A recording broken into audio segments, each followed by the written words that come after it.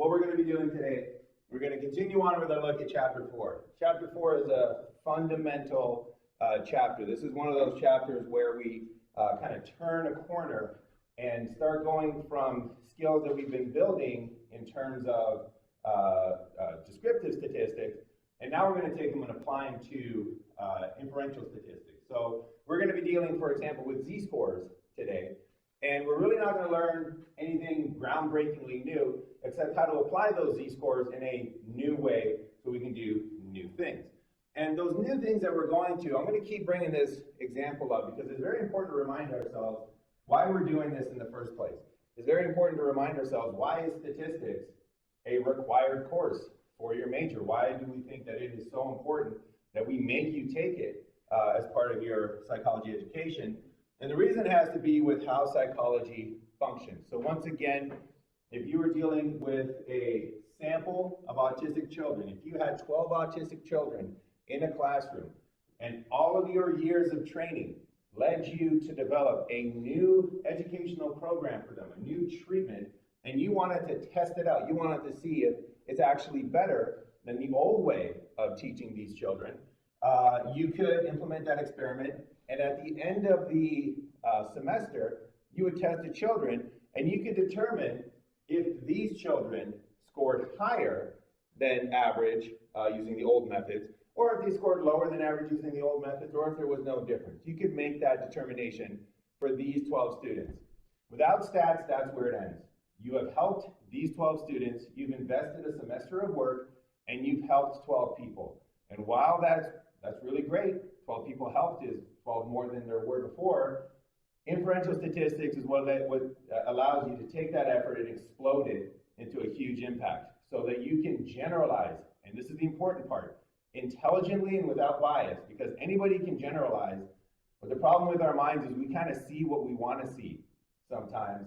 Statistics is a method to take that bias out of there so we can get to the truth and not what we hope is the truth. So statistics will tell us whether our treatment that we developed will work for the population.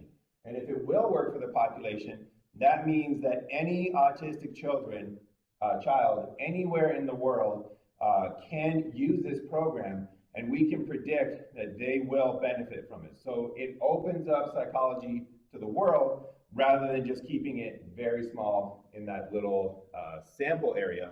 And that's what we want to do. That's why this course is required. So what are we going to do today? We're going to have a very brief normal curve recap, just to remember the kind of ideas that we brought up last time. Then we're going to take a look at probability in the normal curve. That's where we're going to spend most of our time today. How do you get to probabilities using that normal curve? And we're going to look at how we're going to use z-scores for that, what the normal curve table is, how we read it, and how we answer questions using the table, and that's our plan for today.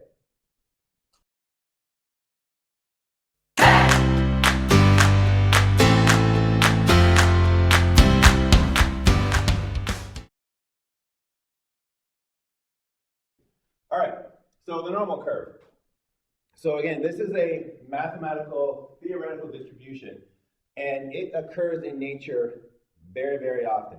So the normal curve is that bell curve that you've probably seen when talking about, for example, IQ scores, when talking about the weights of people in a population, when talking about the heights of people in a population. We're talking about a lot of different factors about people in a population, and that's because this occurs when more than one random factor combines to give you a single score. And that happens in psychology so many times. There's very little that we do as human beings that is a product of one factor. There's very little that we do as human beings that's a product of one variable, one thing that happened in our life. It's usually a combination of many, many different factors.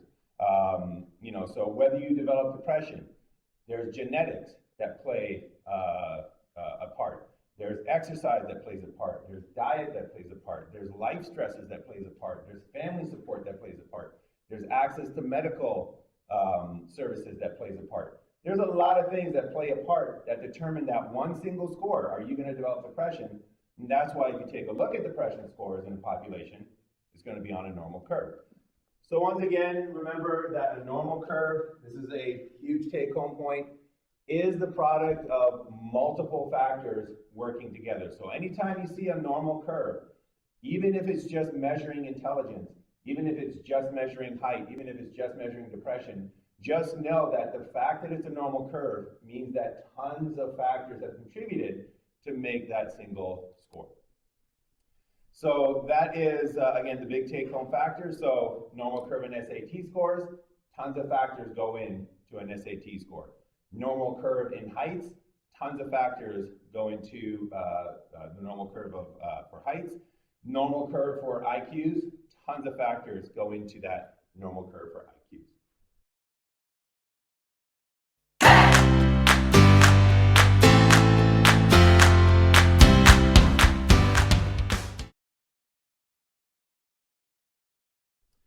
All right, so we have this normal curve, and it occurs over and over and over again. So today we're going to see how we can use this normal curve to answer questions about probabilities. So for example, if we have this normal curve over here, and this is a very special normal curve, and we'll get to it with the details real soon, but this is a normal curve of z-scores. So it is a normal curve that has a mean of 0 and a standard deviation of 1. We'll talk about why that's so important in just a moment.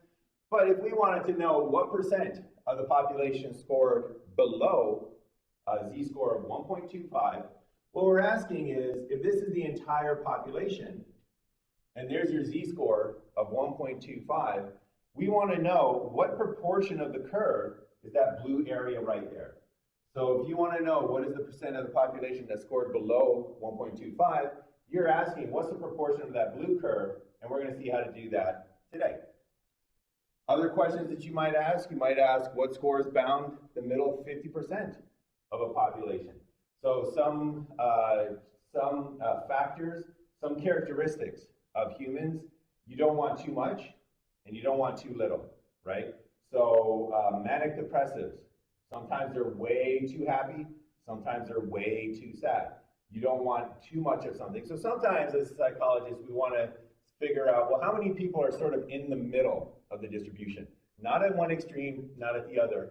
And if you want to know what scores are going to give you that middle 50% of the distribution, well, you want the middle 50%, and we want to find out what those particular z-scores are. And in this case, it's 0.7 and minus 0.7, and we'll see how to get those scores as well. All right, and then this is going to be this is going to be one that's going to become very important for you. It might already be important for you right now, depending upon where you are in your academic career. But if you're looking to go to grad school, oftentimes you'll see a grad school will say something like, we need GREs in the top 10% of the population. You know, our acceptance rate is only 10%. You'll see those kind of statistics. And you might ask yourself, well, what score do I need in order to be in the top 10%? And what you're asking is, I want to get into that blue area. That's 10% of the distribution, and we're going to see how to find out how much is 10% of the distribution. And that gives me a z-score of 1.25, and we're going to see, again, how to get that score. So that's what it's all going to be about today, how to find the proportions, how to find the scores, how to deal with this normal distribution.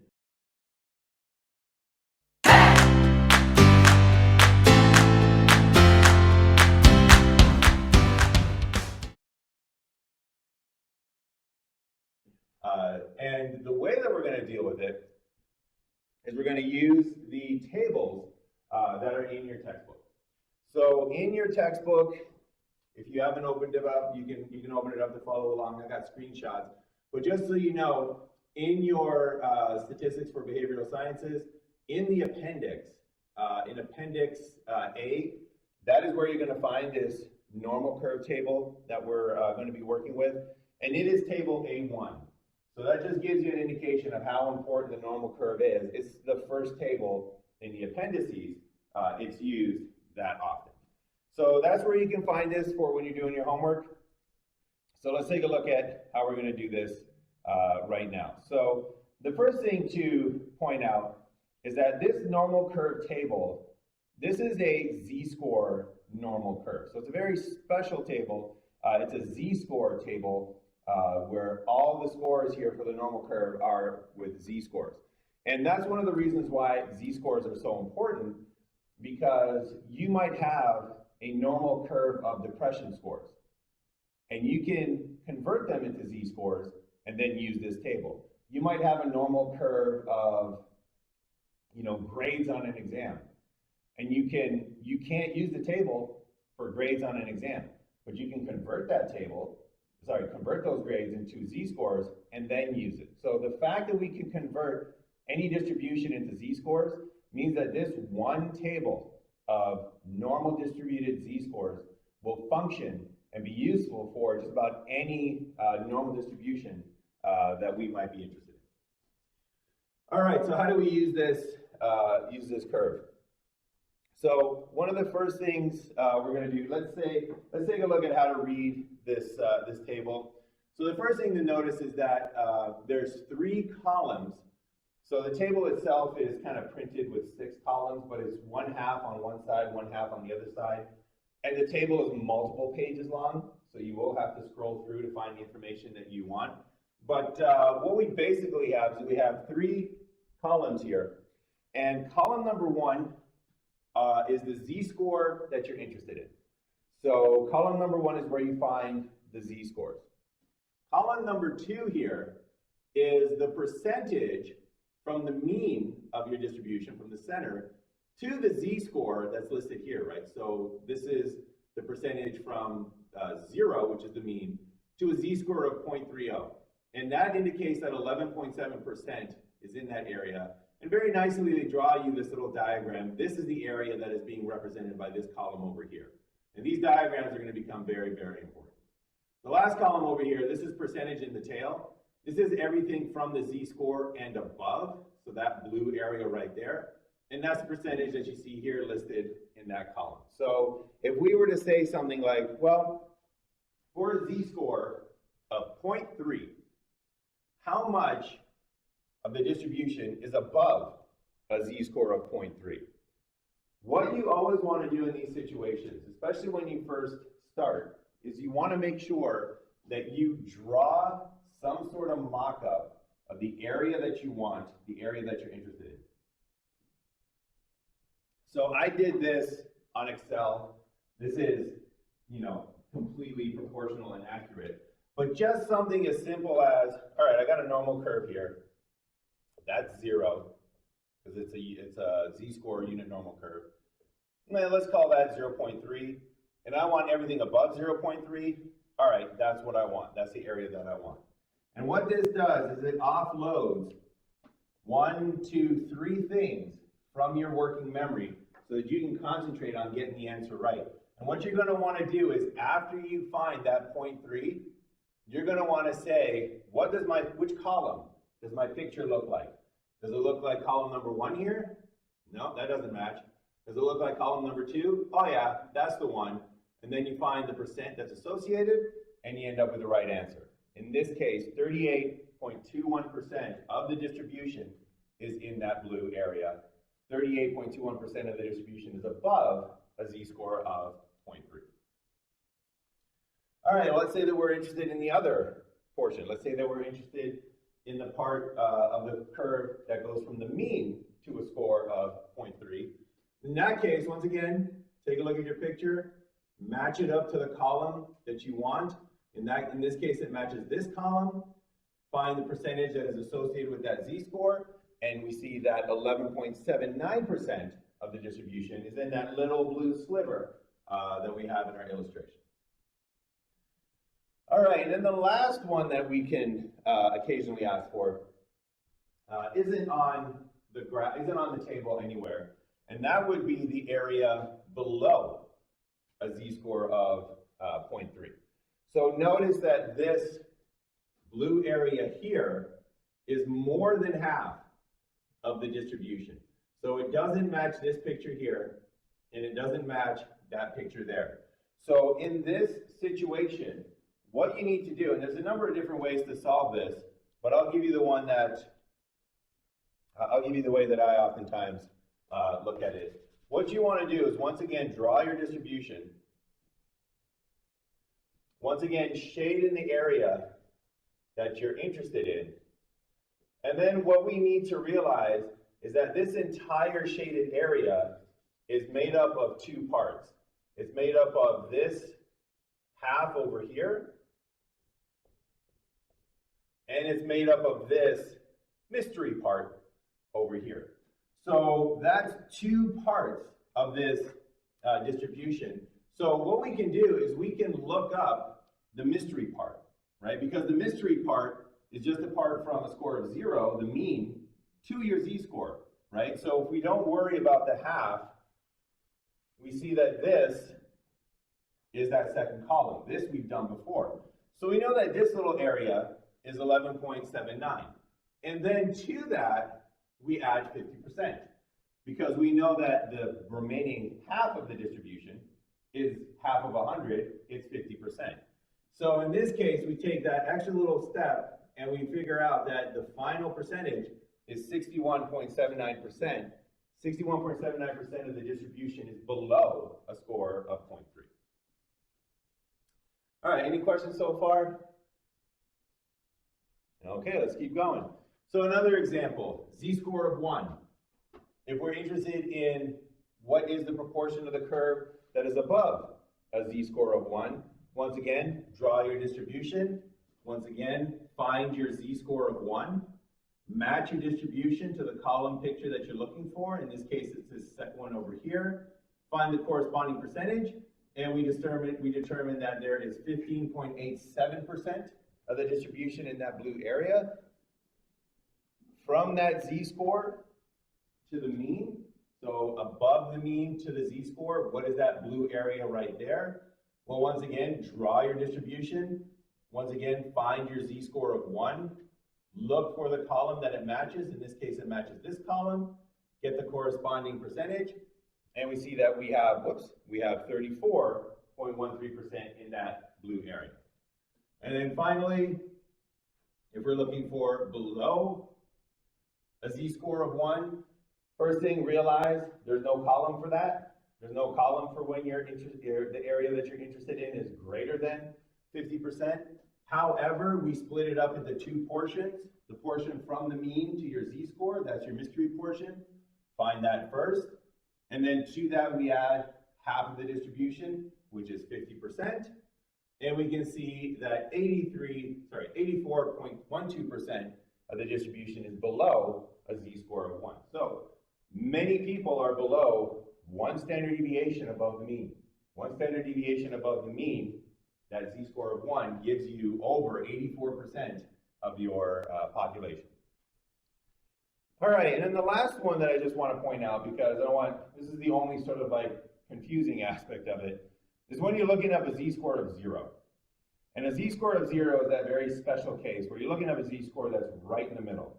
So if you're asking how much is below a z-score of 0, just know that that is technically the tail, even though it's splitting the z-score right in the middle. The tail is always the smaller piece of the distribution.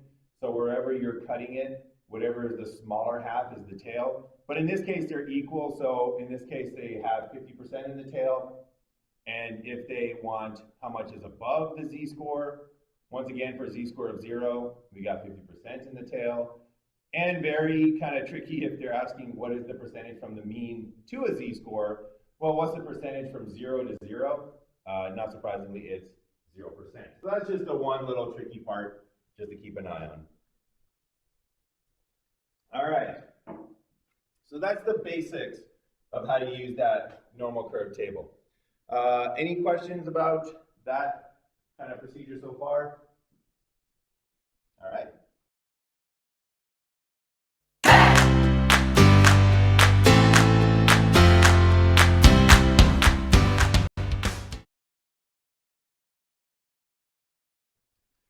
So what we're going to do now is we're going to take a look at two more slightly involved ways of using this table. Now that we kind of have the basics of how to use the table, we're going to amp it up a bit and look at how to apply this to a couple of real-world scenarios that come up over and over and over again.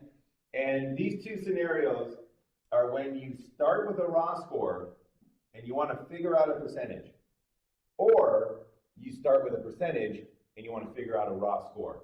So those two types of questions come up a lot, and you'll see what I mean. So we'll starting with a raw score. And there are, I believe I have 5 steps for how to start with a raw score and get to a percentage. Step number 1, convert the raw score to a z-score. So in all of this, what we're doing right now, you need at some point to be handling a z-score, because the only way you can access the table is if you have a z-score. Sometimes you'll start with a z-score and go to the table. Sometimes you'll go to the table to figure out your z-score, but a z-score is in there somewhere. So in this case, we have your raw score, your regular score, and using the formula that we've learned, we transform it into a z-score. After that, we draw your normal curve. This is not in your textbook. I added this as another step. Draw your normal curve. It will save you. You will be mentally juggling enough things without trying to keep this in your mind. Takes 2 seconds, does not have to be to scale, but it'll save you from choosing that wrong column. So draw your normal curve, make a rough estimate. This is backup plan number 1. And then you look up the percentage associated with your z-score on the normal curve table. You check your answer against step 3, and then you have your answer. So your picture is backup plan number 2. That rough estimate is backup plan number 1. And let's take a look at how that might actually work. So let's say that you were, recall the days when you were taking SATs, right? So you're taking your SAT, and you find out that on one of the individual tests, you get a score of 333. Now, for the SATs, there is a mean of 500 and a standard deviation of 100. So those scores are standardized. So you have a mean of 500 and a standard deviation of 100. So what percentile rank are you if you scored a 333? So how many people scored 333 or less? That's what a percentile rank is. So how would we answer this? What's the percentile rank for 333? Basically, how well did you do compared to the rest of the population? Well, the first thing we're going to do is we're going to take our raw score, that 333, and we have to convert it into a z-score. So we take that, and we remember our z-score formula. So raw score minus the mean, all in parentheses, and then that divided by the standard deviation. In this case, we're dealing with population data, but the formula is exactly the same. The moves are exactly the same, so it's not going to make a difference. So we plug that in, 333 minus 500, all divided by 100, and we get a z-score of minus 1.67. So step number 1, we have our z-score. Step number 2, we're going to draw the normal curve. So we draw our normal curve, and the area that we're interested in, that's minus 1.67 right there. And we want to know what is the percentage below, because you want to know how many people scored as high as you or less. So we shade in the area that we're interested in. So I've shaded it in blue here. That's the area we're interested in. And we want to have this handy, drawn out somewhere, so that we can refer to it when we go to our table. So backup plan, first backup plan. Second backup plan, we're going to make a rough estimate. And this is something that eventually you will stop doing as you gain more confidence with z-scores. But it's good to get it into practice at the beginning, just as a second backup plan. And also, some of your homework wants you to specifically do this. So we're going to go over it right now, just to kind of show you how that's all done. So we have our z-score of minus 1.67. We figured that out in step number 1. We drew our own distribution. We did that in step number 2. Step number 3, they want you to make a rough estimate. And what they mean by a rough estimate is they want you to use this table of approximate values and approximate areas to just kind of give yourself a range of percentages that you should be looking for. So that's what they want you to do. Just kind of get a range of where your answer might be, so that if you get a final answer that's outside of that range, you know something has gone horribly, horribly wrong. So this is a graph of z-scores. And the way that you read this,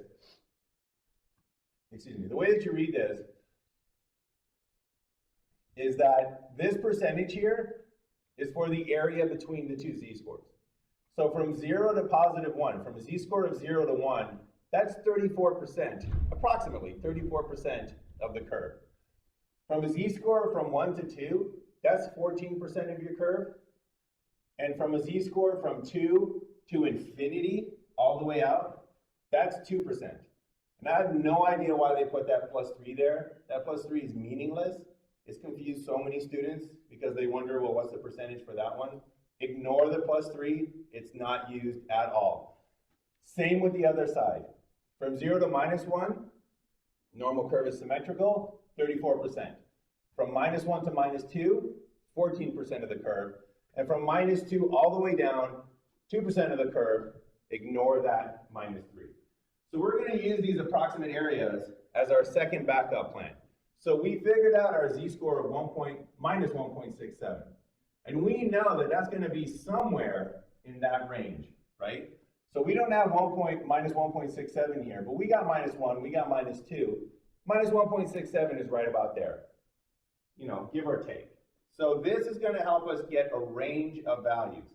Because while we don't know how much is below 1.67, we do know how much is below -2, right? There's 2% of this distribution that is below -2. So we're going to have this 2% plus this little piece. So whatever number we end up with at the end, it better be more than 2%, right? That we know for sure. It's got to be bigger than 2%. So that's one end of the range. The other end of the range comes from the combination of these two areas, right? So we have all of 2%. We only have one little part of this 14%. So we know that we're going to be less than 14 plus 2, 16%. So this analysis lets us know that whatever percentage we end up with, it better be between 2 and 16%. So if we go to our table and the percentage says 28%, we go back to the drawing board because something went wrong. So this is just your backup plan, and that's how you kind of get that range. You look at how much, you look at your z-score, and you say, what's the minimum it has to be bigger than? And you take a look at your curves and you say, what's the maximum it has to be smaller than? And you'll usually end up with a range, something like that. So we know that our final score has to be between 2 and 16%. We got that backup plan, make a rough estimate, done. All right, so now we have everything in place. We're ready to look at the curve. Sorry, look at the table. So now we look up the percentage associated with the z-score on the normal curve table. So we have the z-score, we have that -1.67. Now we're looking for what's the percentage that is associated with -1.67. One thing that you'll notice is that there's no negative part to the table. So this is just a way that, I guess in ancient times when they used to print books on dead trees, this was just a way of saving space because it's symmetrical. The normal curve is symmetrical. So the right side is going to be the same as the left side, positive side is the same as the negative side. So they say, let's just skip the negative side, they'll figure it out. So what we need to do is we need to remember that it's symmetrical. So instead of looking up -1.67, we're going to look up positive 1.67. And this is where your drawing is really going to come in handy. Because if you're wondering, what do I look at now? Because it was -0.67, but it was less than -1.67. So if I'm now mirror reversing it, and I got positive 1.67, is it now going to be less than more than? I mean, don't do that to yourself. We look up 1.67, we go back to our drawing, we want the part in the tail. It's very easy to just mirror flip a picture like this, but we want that part in the tail. We go back to our columns here. That does not look like what we just looked at. That does not look like our picture. That lets us know that that's the number that we want. 4.75 is the number that we want. So we got that number 4.75, and then we go to backup plan number 2. We check our answer against step number 3. 4.75 is between 2 and 16%, so that's all good. And that is our final answer. So in this case, if you got 333 on your SAT, you are in the 4.75th percentile, which means that 95% of the population did better than you, which means you should take your SATs probably another time. All right, any questions on that particular move? Or that particular type of question? Good? All right.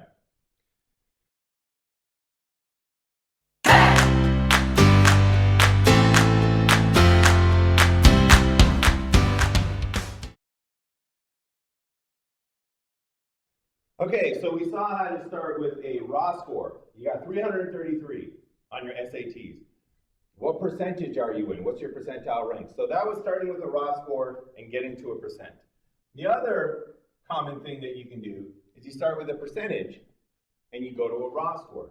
So sometimes you're given a percent to start with and you want to figure out what score do I need to get that particular percent. So if you're starting with a percentage, once again we have our steps. Once again, I added this in, it's not in the textbook. Draw your normal curve. It is amazing to me sometimes when I just kind of check on work that students do, how many times they get all of the difficult, challenging stuff correct, and then they go to the table and they choose the wrong column. And if you choose the wrong column, it's not good. We're in psychology, we deal with people's lives.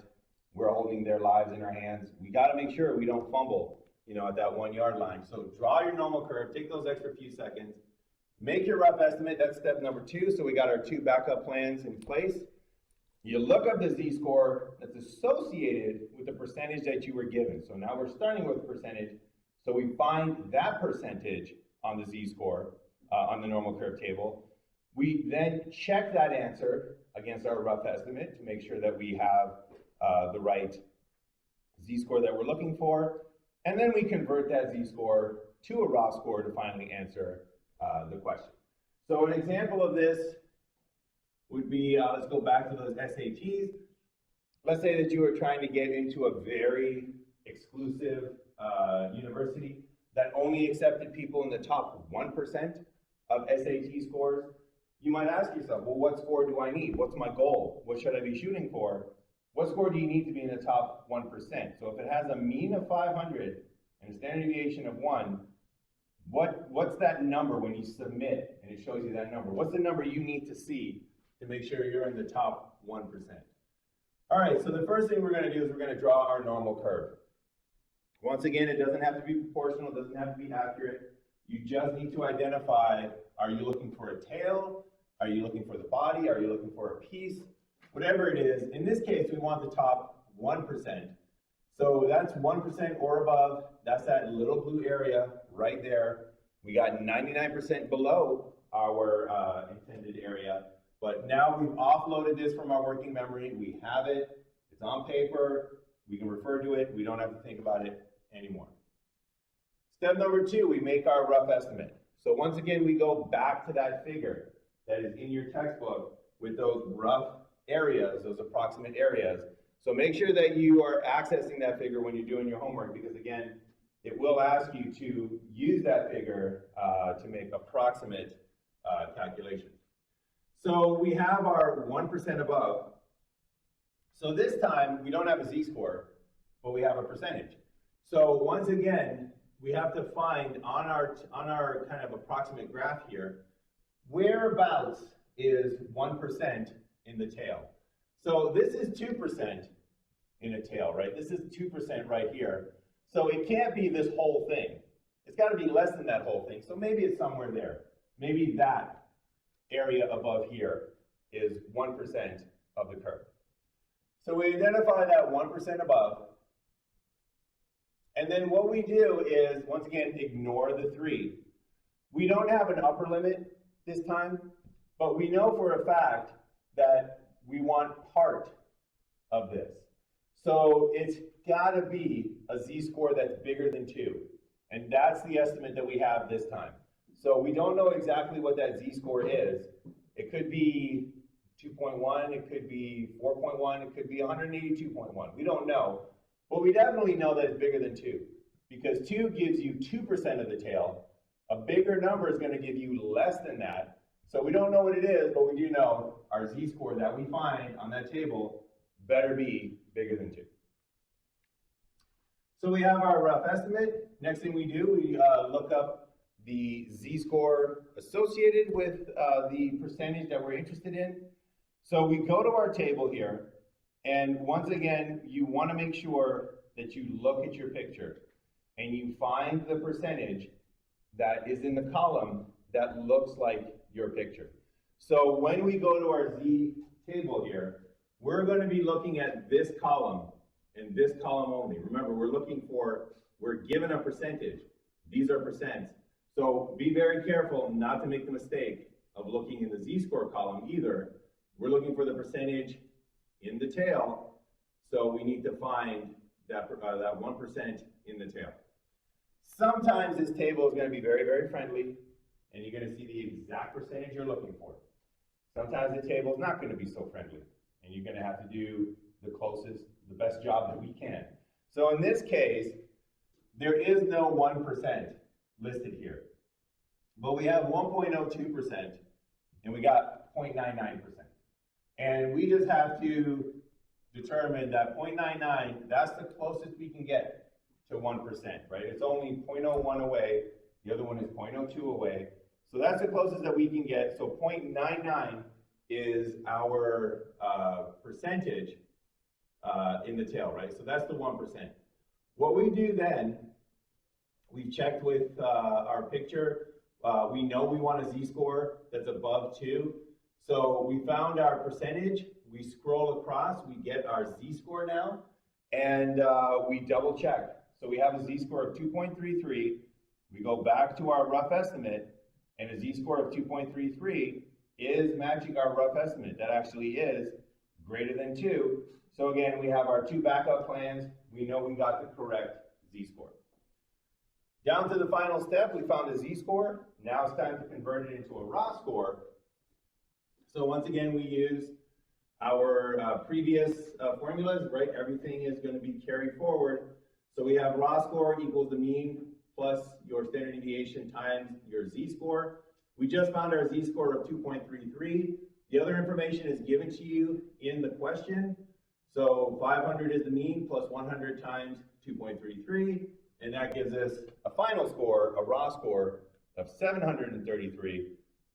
And what that tells you is that if you want to make it in to that top 1%, you're going to need to achieve an SAT score of 733. All right. Any questions on that? All good? So everybody knows the 2 ways, confident that you can at least follow the steps? Okay.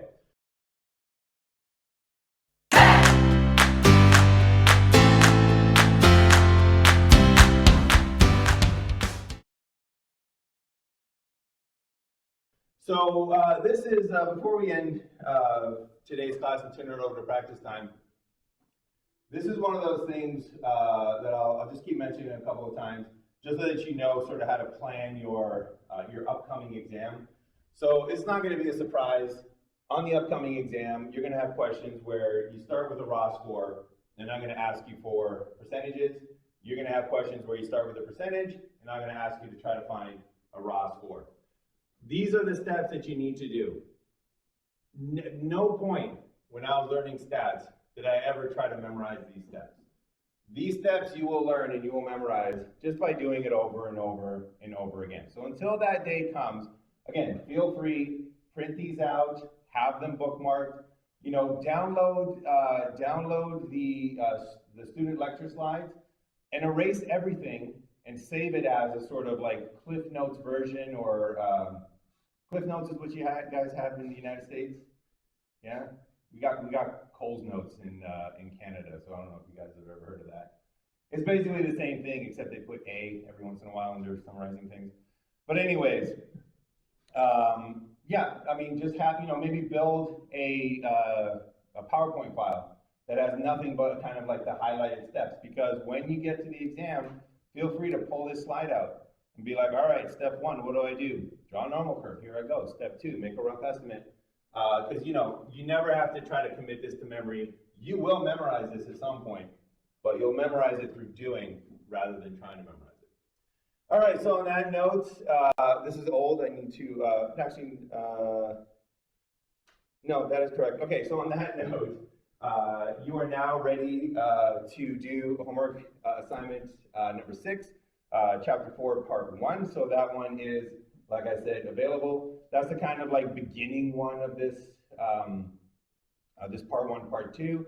So that's going to be due Wednesday by midnight before we meet again. But for the other pretest points, don't forget about earning the mastery points from the MyStatLab study plan. But other than that, I am done what I wanted to cover for today. So you now have homework assignments to do. So if you want to get started on some homework here, if you run into trouble, feel free to come put your hand up and ask me to come over. If you want to call it an early day, feel free as well. But we are done covering what I wanted to cover today.